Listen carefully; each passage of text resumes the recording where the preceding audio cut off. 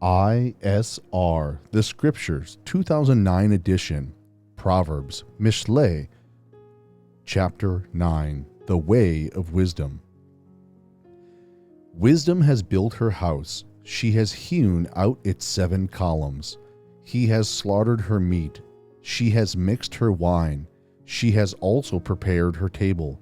She has sent out her young women. She cries out from the highest places of the city. Who is simple? Let him turn in here.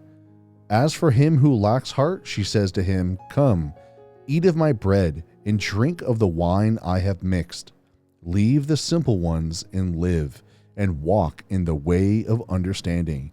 He who reproves a scoffer gets shame for himself, and he who rebukes a wrong one gets himself a blemish. Do not reprove a scoffer, lest he hate you. Reprove a wise one, and he loves you. Give instruction to a wise one, and he is wiser still. Teach a righteous one, and he increases in learning. The fear of Yahuwah is the beginning of wisdom, and the knowledge of the set-apart ones is understanding.